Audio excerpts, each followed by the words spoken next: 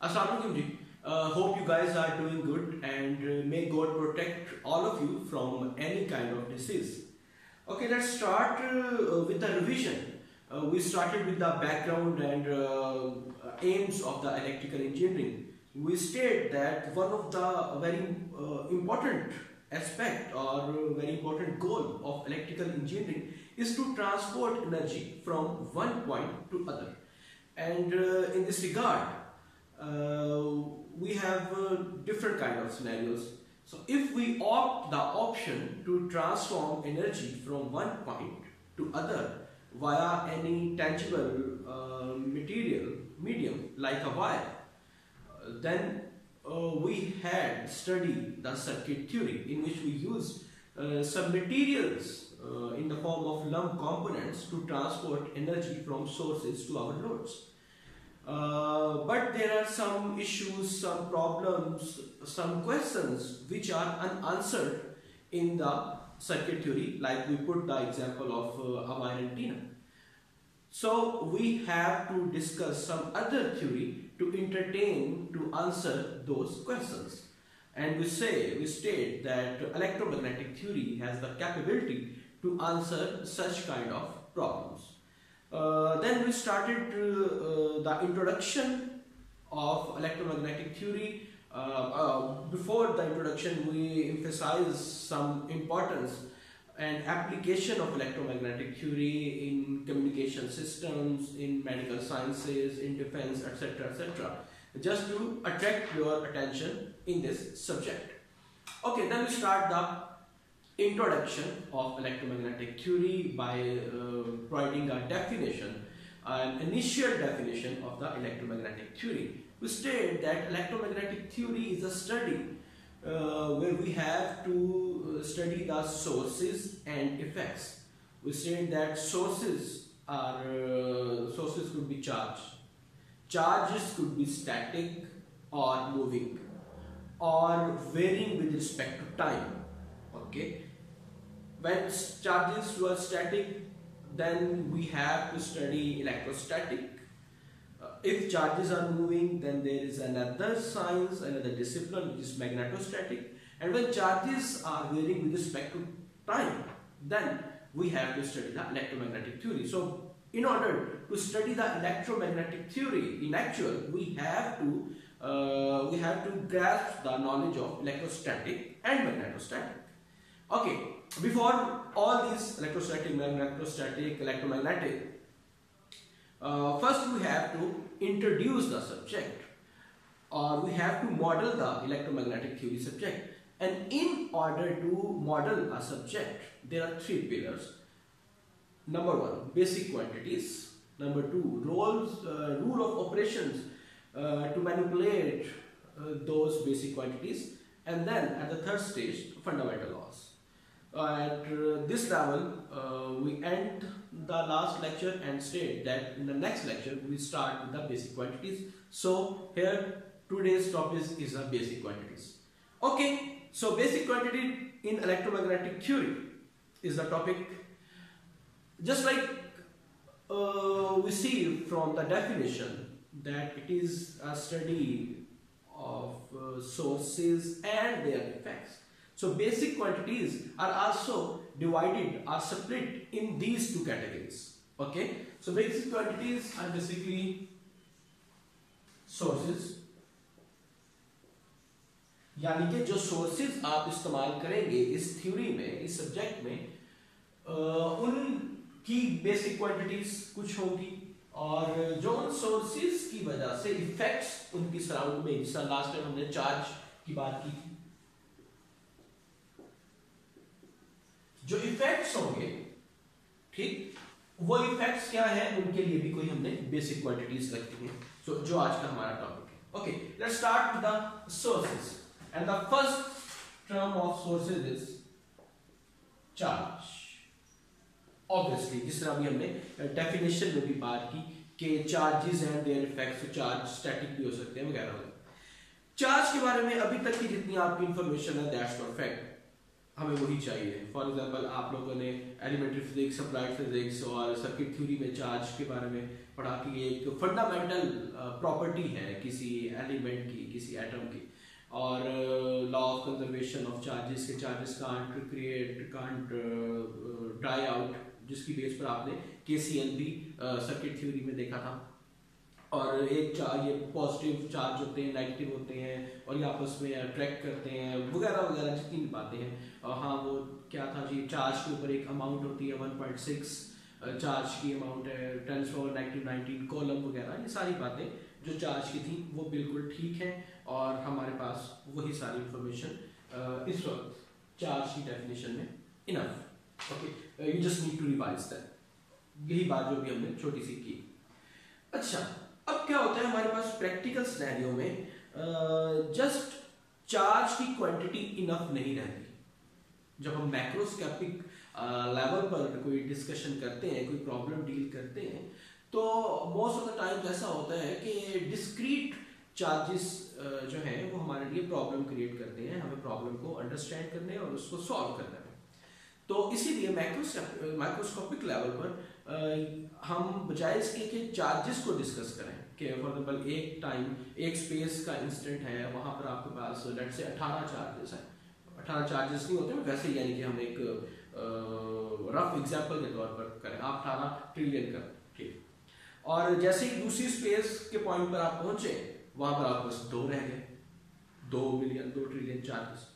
तो यहाँ पर जो अब्रप्ट चेंज है ये हम इतना पसंद नहीं करते। तो हम क्या करते हैं, हम एक स्मूथ फंक्शन चाहते हैं, एक ऐसी टर्मिनोलॉजी हमारे पास होनी चाहिए, एक ऐसी क्वांटिटी हमारे पास होनी चाहिए जो चार्जेस की, यही जो चार्जेस हैं इनकी डिस्ट्रीब्यूशन को स्मूथली डिस्क्राइब करे कि अगर एक जगह पर 18 थे, दूसरी जगह पर 16 हो गए, तीसरी जगह पर 14 हो गए, 18 हो गए तो 20 हो गए, 22, इस तरह से स्मूथली आपके चार्जेस वेरी कर रहे हो तो फिर हमारे लिए प्रॉब्लम आसान हो जाता है। अच्छा, इस किस्म की जो टर्मिनोलॉजी जो हमें रिक्वायर्ड थी, इसको हम चार्ज डेंसिटी कहते हैं, ठीक है। तो हमारी जो दूसरी क्वांटिटी है वो है चार्ज डेंसिटी, सोर्सेस की जो हमारे पास दूसरी बेसिक क्वांटिटी चार्ज डेंसिटी। अच्छा जी, अब जो चार्ज डेंसिटी है ये आपकी ज्योमेट्री पर डिपेंड करती है, और हमारी ज्योमेट्री 3 किस्म की, या वॉल्यूम हो सकता है, या सरफेस हो सकती है, या कोई लाइन हो सकती है, ठीक है। 3D 2D और 1D हमारे पास ज्योमेट्रीज आ सकती हैं, उसके मुताबिक हमारी चार्ज डेंसिटी। मैं समझाता हूँ चार्ज डेंसिटी भी क्या होती है, अभी हम उस पर चलते हैं, लेकिन एक ज्योमेट्री पकड़ लें हम। ओके, हम लेट्स से स्टार्ट करते हैं कि volume charge density.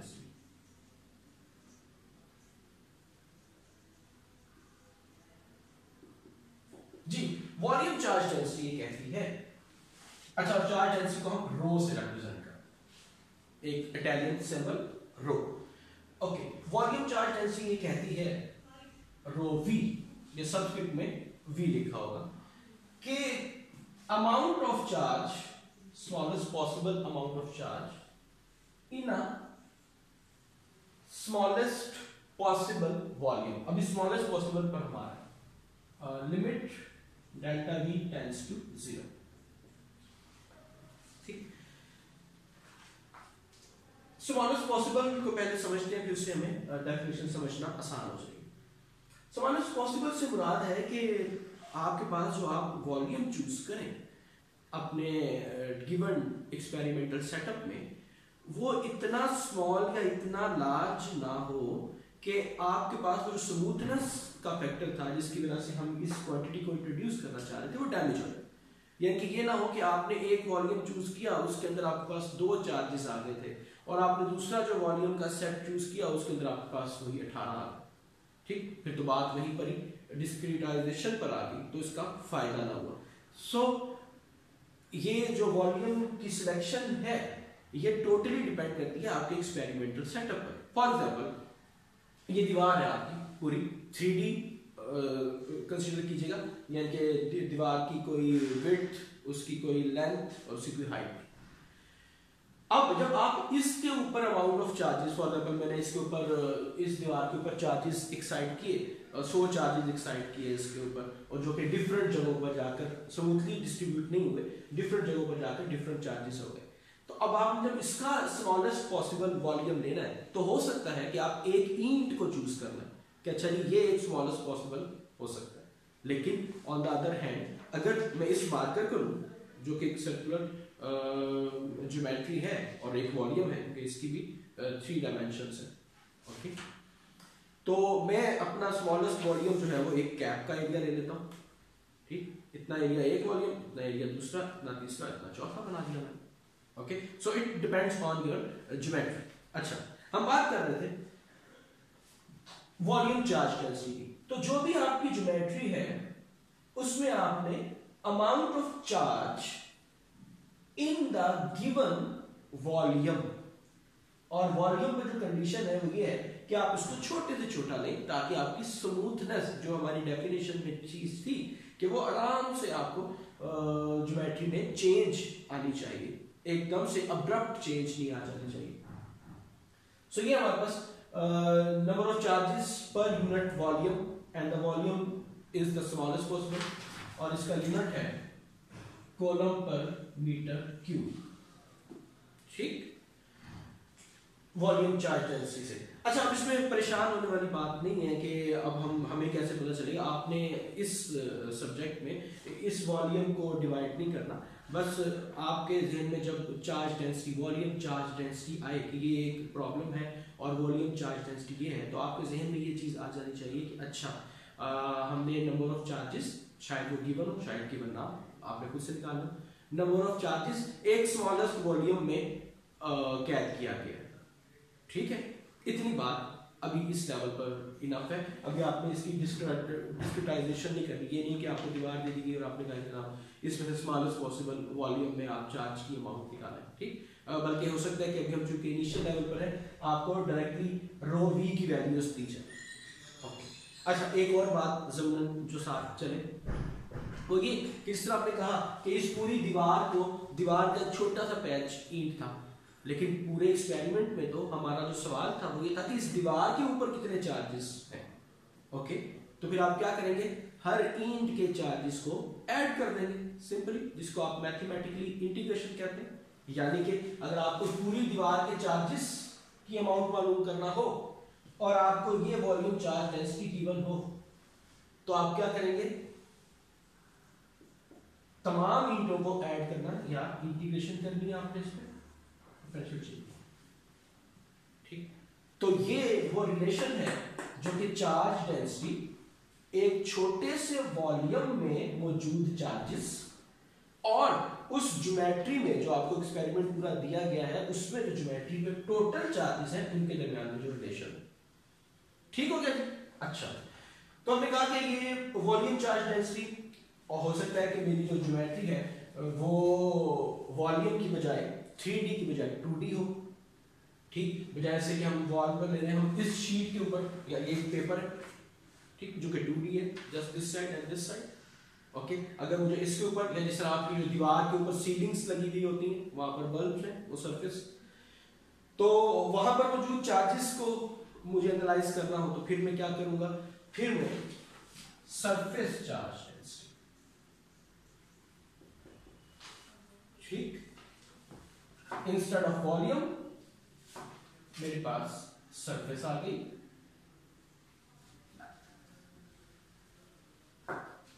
amount of charge in a given surface and the surface should be the smallest possible one, और ये क्यूब की बजाय स्केयर हो गया, कॉलम पर मीटर स्केयर इसका यूनिट हो गया, ठीक। तीसरी पॉसिबिलिटी ये है कि जो हमारा प्रॉब्लम हो वो लाइन का हो, लाइन चार्ज डेंसिटी, ठीक। फिर अच्छा, और ऊपर जो हमारे पास चेंज आ रही थी,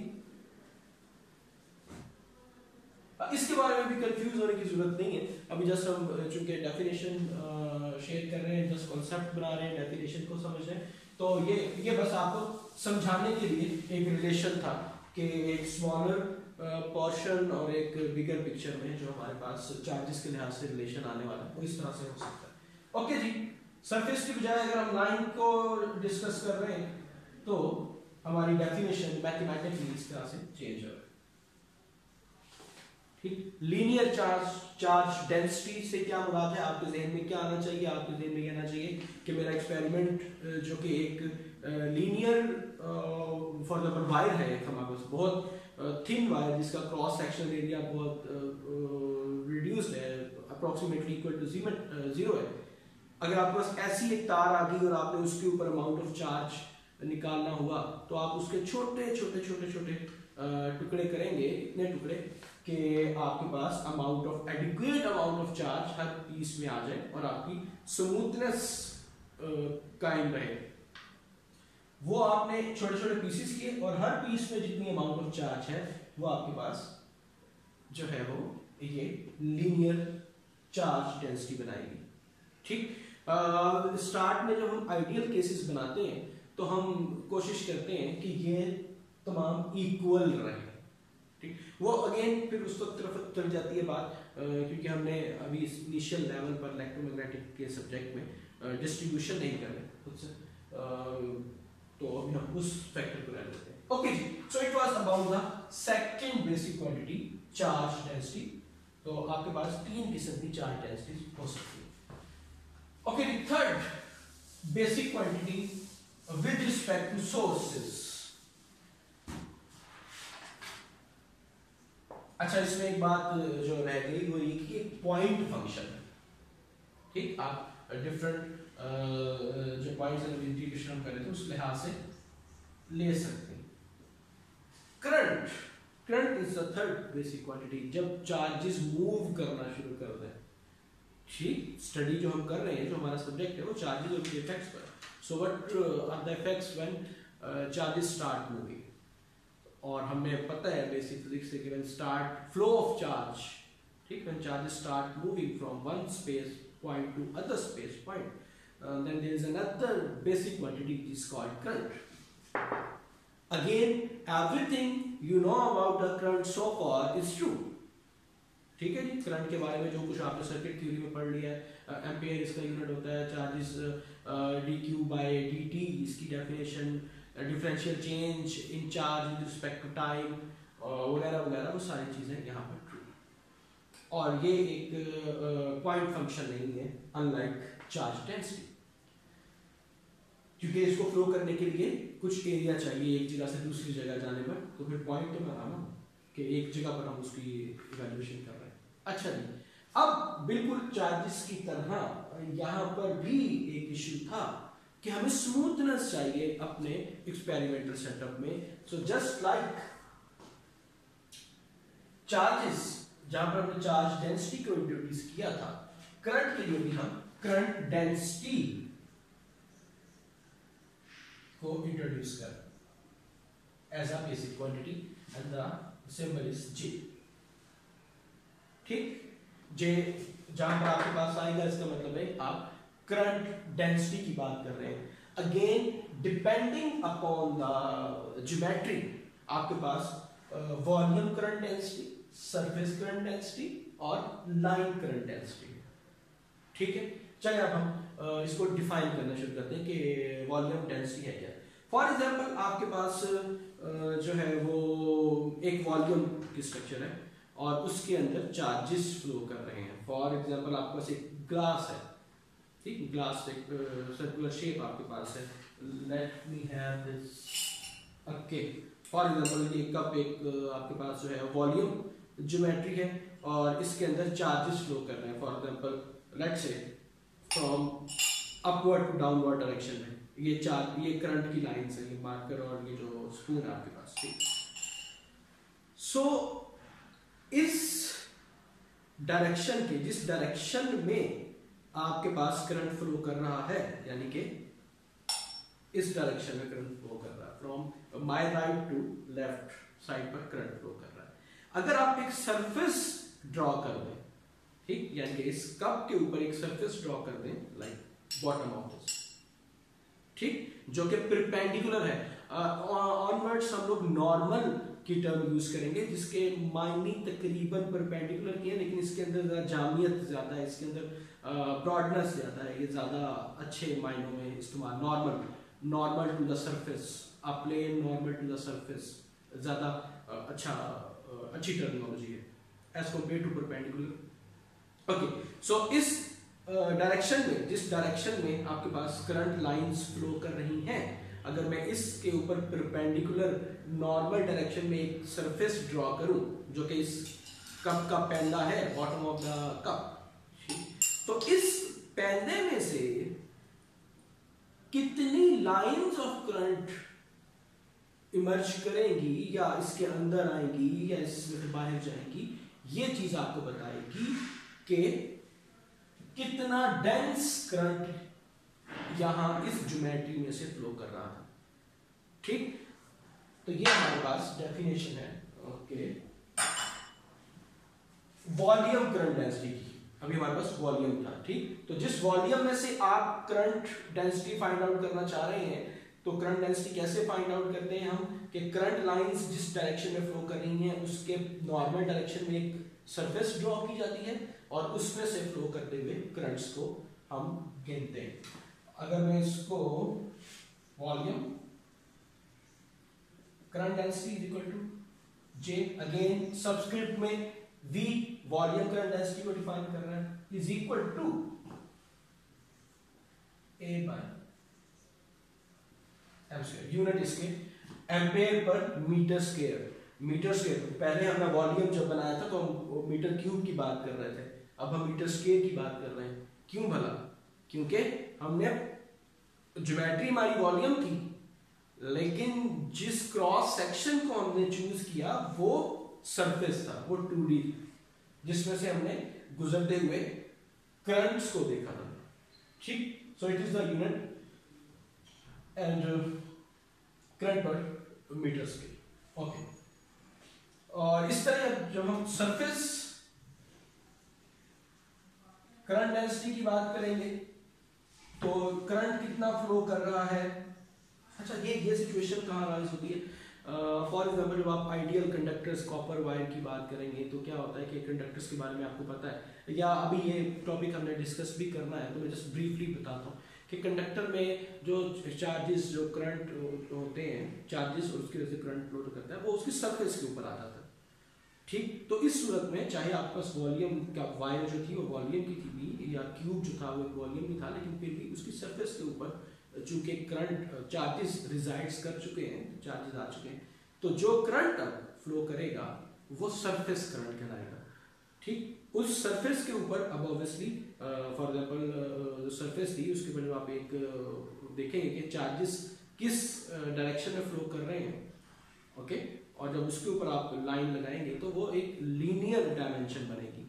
ठीक, अब वो 2D नहीं रही क्योंकि ऑलरेडी सरफेस थी, पहले वॉल्यूम था ना, ग्लास ये जो कप जो था वो वॉल्यूम था, उसके ऊपर जब आपने नॉर्मल डायरेक्शन में एक प्लेन गिराई, एक नॉर्मल ड्रॉ किया, तो वो 2D ज्योमेट्री आ गई। ओके, इसी तरह ही जब आप किसी 2D ज्योमेट्री के ऊपर, इस बोर्ड के ऊपर, इस बोर्ड के किसी एक साइड के ऊपर, ये सरफेस आ गई इस बोर्ड की, इसके ऊपर जब आप एक परपेंडिकुलर ड्रॉ करेंगे वो सिंगल लीनियर डायमेंशन में आते हैं। ओके, सो इट्स चार्ज पर करंट पर यूनिट लेंथ आ गया सरफेस करंट डेंसिटी, और जो लीनियर लाइन में जो आपके पास करंट डेंसिटी है that is equal to J linear is equal to current, it is the actual current, यही जो आपके पास करंट था। So most of the time you have to interact with the volume current density and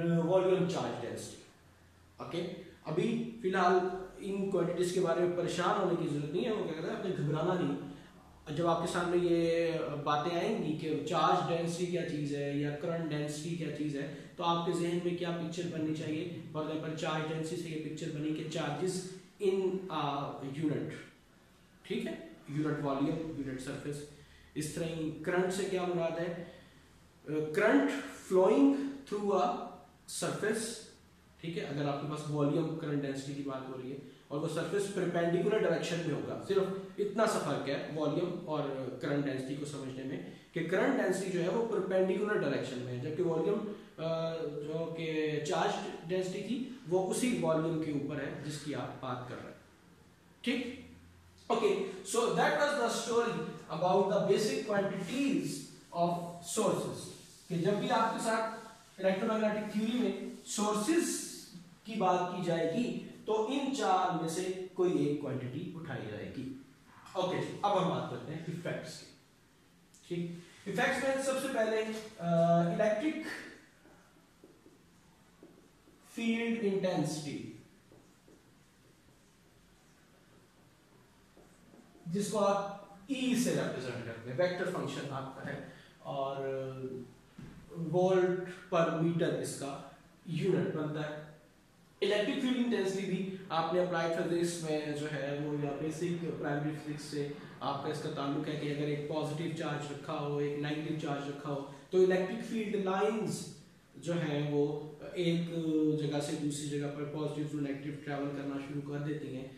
या फिर आपने जब आपने सर्किट थ्योरी देखी थी तो आपके पास जो इसकी डेफिनेशन आ गई, force per unit charge, physics में मेरे से एलिमेंट्री फिजिक्स में, कि एक चार्ज जितनी फोर्स महसूस करता है उसको हम electric line, electric field intensity कहते हैं।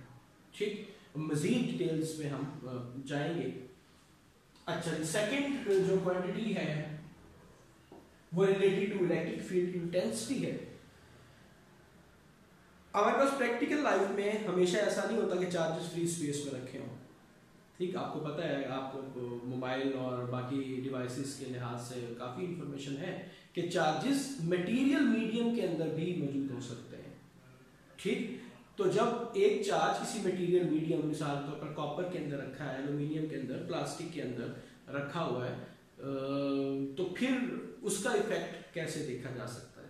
ठीक, इलेक्ट्रिक फील्ड लाइंस जो हैं, जो उस चार्ज से इमर्ज हो रही हैं, वो उस मटेरियल या वो मटेरियल क्या उन लाइंस के ऊपर इफेक्ट करेगा, तो कितना करेगा, ये चीज देखने के लिए आपके पास इलेक्ट्रिक फ्लक्स डेंसिटी, D से आप इसको रिप्रेजेंट करते हैं। ठीक, इलेक्ट्रिक फ्लक्स डेंसिटी एक ऐसी क्वांटिटी है, एक ऐसी इफेक्ट क्वांटिटी है जो कि आपको फ्री स्पेस में मौजूद इलेक्ट्रिक फील्ड और उस मटेरियल मीडियम के दरमियान में रिलेशन डिफाइन करती है वाया या through a new quantity. It is not new, आप सर्किट थ्योरी में जब कैपेसिटर्स पढ़ रहे होंगे तो आपने परमिटिविटी से इंटरेक्ट किया होगा। ठीक, so flux density D, electric flux density sorry, is equal to electric field lines, electric field intensity sorry, multiply by permittivity of the material. Permittivity of the material, वहां पर हमने देखा था कि ability of a material to store energy in the form of electric fields, या आप इसको कह लें कि किसी मटेरियल की सलाहियत कि वो कितना इलेक्ट्रिक फील्ड प्रोपेगेट करता है अपनी सरफेस के ऊपर, अपनी ज्योमेट्री के अंदर, इलेक्ट्रिक फील्ड को स्ट्रेंथन होने में कितनी मदद प्रोवाइड करता है। ये अगर आप देखना चाहें तो आपका ताल्लुक वास्ता जिस क्वांटिटी से पड़ेगा उसको आप परमिटिविटी कहते हैं। ठीक, और ये ब्रॉड टर्म है एप्सिलॉन। एप्सिलॉन अगर आप फ्री स्पेस की बात कर रहे हैं तो ये एप्सिलॉन नॉट, और अगर आप किसी मटेरियल मीडियम की बात कर रहे हैं, epsilon is equal to epsilon naught epsilon R. Epsilon naught is the permittivity of the free space और epsilon R relative permittivity of that respective medium. ठीक, ये आपके पास डेटा शीट्स में ये चीजें गिवन होती हैं। आपकी जो टेक्स्ट बुक है उसके अंदर भी एक टेबल है जिसमें डिफरेंट मटेरियल्स लाइक माइका था और ग्लास है, कॉपर है, एल्यूमिनियम है, उनकी रिलेटिव परमिटिविटी गिवन है वहां पर। ओके, सो ये थी हमारे पास सेकंड क्वांटिटी जो कि हम डिस्कस करते रहेंगे। Third basic quantity magnetic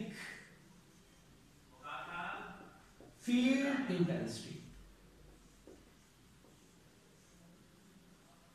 H. इससे भी आपका इंट्रोडक्शन है कि आपने लिखा था कि मैग्नेट था और उसके गिर्द अगर आपने छोटे छोटे पीसीस रख दिए आयरन के पीसीस तो वो अपने आप को अलाइन कर रहे थे north to south.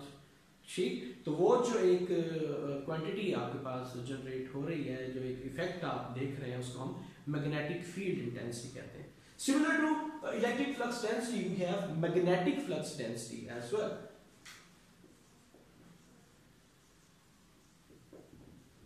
Flux density जिसको हम B से represent करते हैं, ठीक, B is again equal to marker this thing, ये जो B है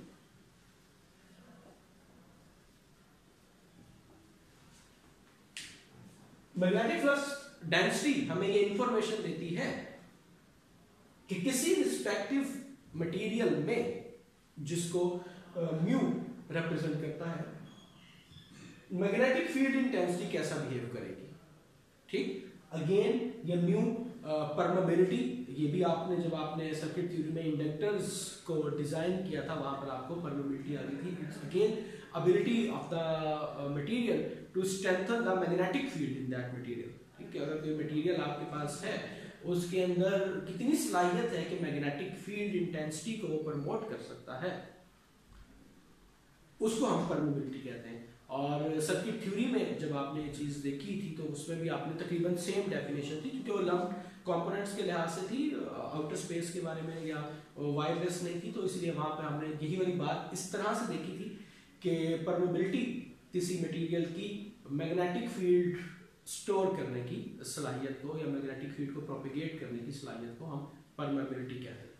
ओके, सो परमेबिलिटी या ये क्वांटिटी आपको रिलेट करेगी मैग्नेटिक फ्लक्स डेंसिटी और मैग्नेटिक इंटेंसिटी में। और just like permittivity, mu is equal to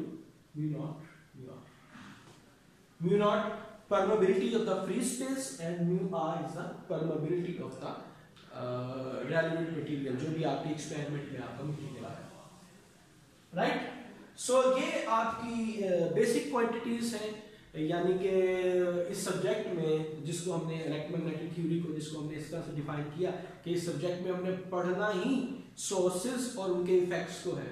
ठीक, तो ये वो क्वांटिटीज होंगी और ये इनके कॉरेस्पॉन्डिंग इफेक्ट्स होंगे। इट डिपेंड्स कि जब ये सोर्स स्टैटिक है, वही जो हमने स्टार्ट में बात की थी, जो लास्ट लेक्चर की रिवीजन में बात की थी हमने, कि ये जो सोर्स है ये स्टैटिक है, तो फिर इसका इफेक्ट इनमें से क्या होगा।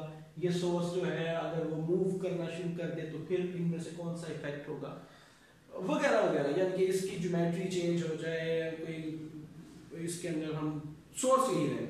ठीक, मैं ज़्यादा उसमें डिटेल में जाऊंगा तो बात और कंफ्यूजन की तरफ ना चली जाए।